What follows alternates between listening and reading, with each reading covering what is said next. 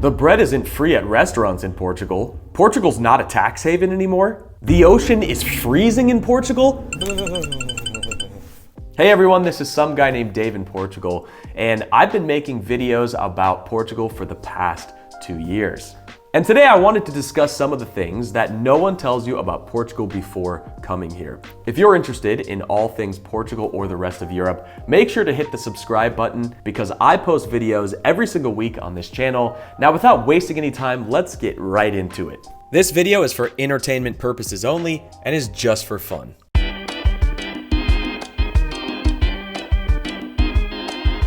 Number 1, thin apartment walls. In Portugal and most of Southern Europe, the concept of sound and thermal insulation is a rather recent concept. Unless you live in an older house made of stone with ½ meter thick walls or a luxury modern build, chances are it will sound like your neighbors are right inside your apartment with you. Many apartments I have stayed at throughout Portugal have had this problem, even some of the really nice remodeled ones. This is one thing people should look out for when renting or buying an apartment long-term in Portugal because it is like rolling the dice. If you are living next to a family with kids that stomp around and scream all night, or even worse, a local accommodation or Airbnb that hosts tourists staying up all night and party.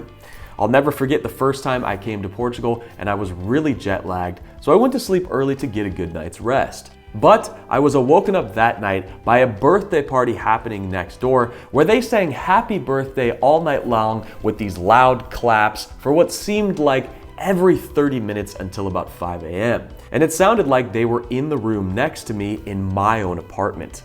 Just something to take into consideration when coming to Portugal. Number 2, receiving mail from abroad.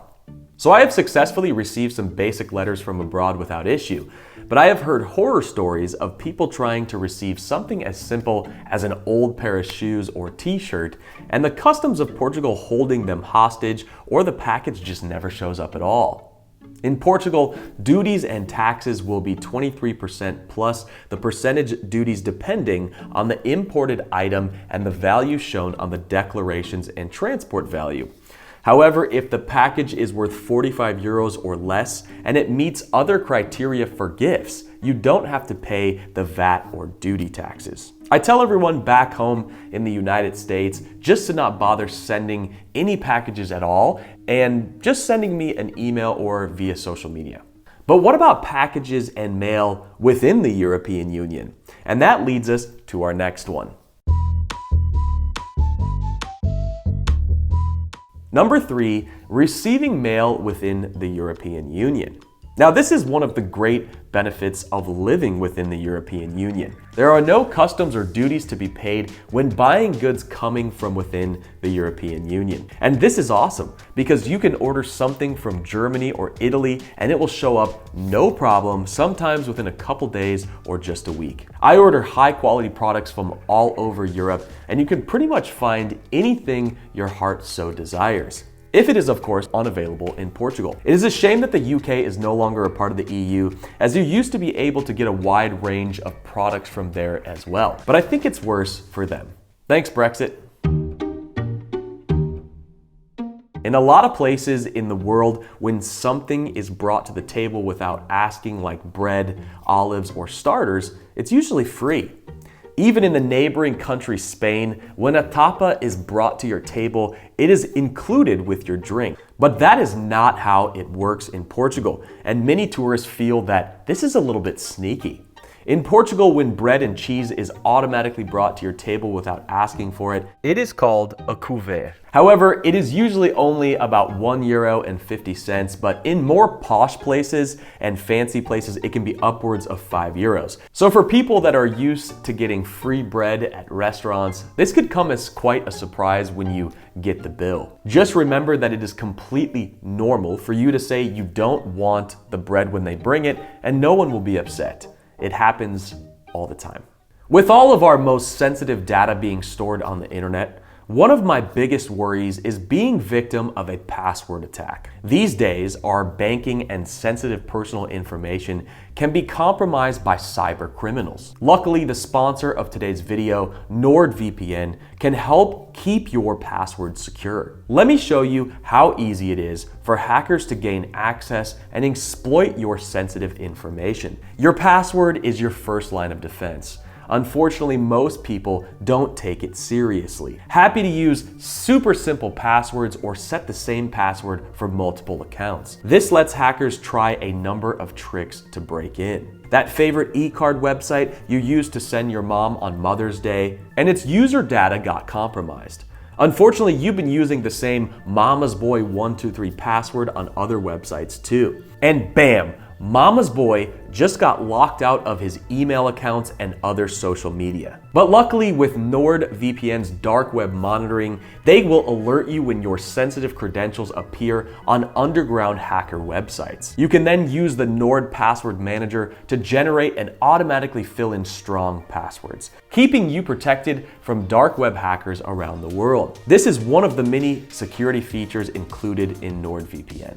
Currently, you can get 4 months extra on a 2-year plan at nordvpn.com/DavePortugal. It's risk-free with Nord's 30-day money-back guarantee. Secure your personal data today with NordVPN. Now, back to the video.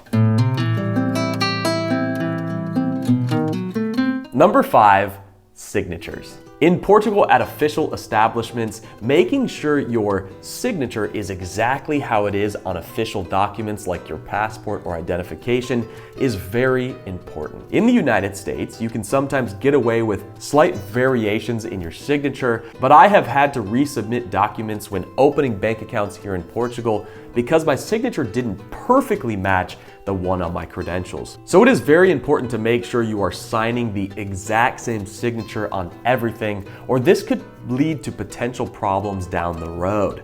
Practice makes perfect.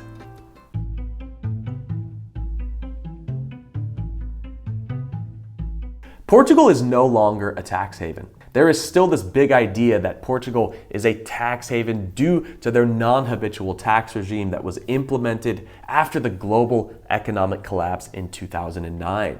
This was a tax program that allowed foreign residents who had never been a tax resident in Portugal or had been away for 5 years to qualify for a 20% max tax rate for 10 years, if they were eligible. This made Portugal one of the lowest tax rates in Western Europe, and coupled with the Golden Visa, Portugal became one of the most desirable locations to get into the European Union.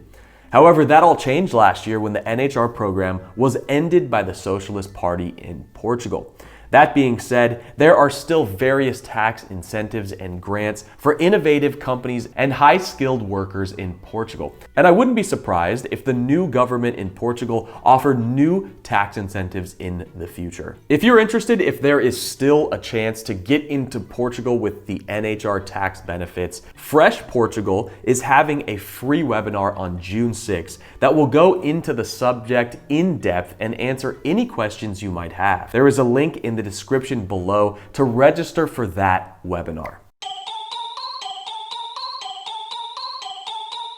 Number 7, the ocean is very cold in Portugal. Portugal is not so Mediterranean as one would think, and the water all the way in the south of the Algarve region averages around 15 to 17 degrees Celsius or 59 to 63 degrees Fahrenheit. Compared to the warmest water temperatures in Menorca, Spain, which is around 26.8 degrees Celsius or 80 degrees Fahrenheit. As you can see, the water temperatures are quite colder than you would think in Portugal. Now, I come from Lake Tahoe, an area in the United States which is snowmelt water, so I am used to and love the cold water. I think it's refreshing and I have no problem swimming in frigid water. So I like the water and feel that it is very refreshing here in Portugal. However, this is something a lot of people complain about, and it is something that you should consider if you want a vacation in a place with warmer water temperatures. And speaking of the cold ocean, that leads us to the next one. Number 8, bacalhau doesn't come from Portugal. Portugal's most famous dish, bacalhau, which is codfish, isn't even found in the waters off the coast of Portugal.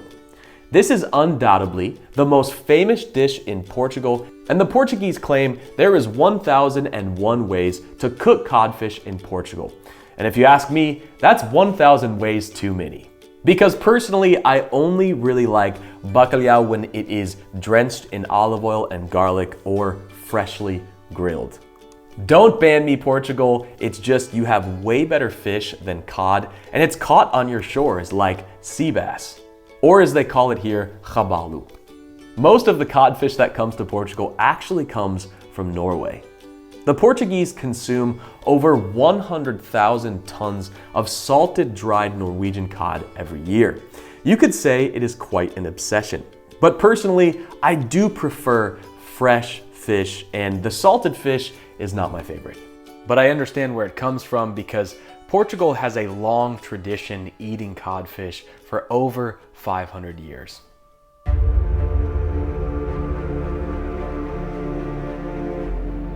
Number 9, Portugal's history. You will find a lot of inconsistencies and inaccuracies about Portugal's history all over the internet in English. The Portuguese had chroniclers that very accurately recorded Portuguese history, and they claim that much of this history was told incorrectly when translated to English, French, Dutch, and Spanish. And that makes sense because these empires told their own accounts of the history. History is an interesting thing, and when it comes to power and conquest, each nation has their own version. In fact, in Spain, they don't even acknowledge Portugal is almost 400 years older. And speaking of history, that brings us to the next one.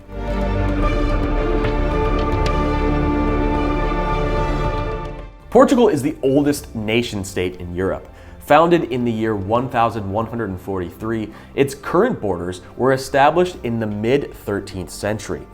From the year 1415, Portugal began an expansionist movement that took its language and culture to 5 continents.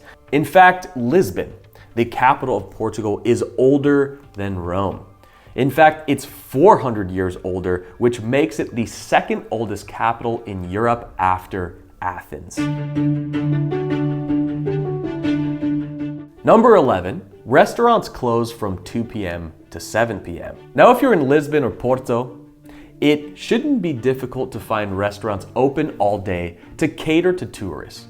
But if you're in the real Portugal, most restaurants worth going to are going to be open from lunch between 12 p.m. to 2 p.m. and then they will close from 2 p.m. to 7 p.m. But don't worry, if you get hangry, there are many cafes and snack bars that have sweet and savory pastries to hold you over. And of course, supermarkets will be open and have the healthiest options.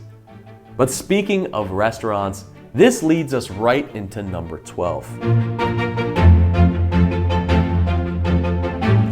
Number 12, the best restaurants are sometimes hidden. Ask any Portuguese where their favorite restaurant is, and they will likely take you to a place that might not even look like a typical restaurant. No sign on the door, no menu outside on display, and maybe located in a tin shack located along a country road. But you will always notice that these places have many cars and work vans parked around it. These places typically have an older señora or señor offering 2 things on the menu daily. And trust me, you want these things. You want them bad. Many of the places in the tourist areas, whether that's in a city or by the beaches, you often get bad food at high prices, which is usually the case anywhere in the world, and Portugal is no exception. In Portugal, don't be afraid to try the hole-in-the-wall places because this is where you will find the real Portuguese food. And those are the 12 things no one tells you about Portugal, and you wouldn't know these things unless you lived here a little bit. If you want to see more content about Portugal or the rest of Europe, make sure to hit the like or subscribe button because I will be posting videos like this every single week on this channel. This is some guy named Dave in Portugal, and hopefully we'll see you next time. Ciao, ciao.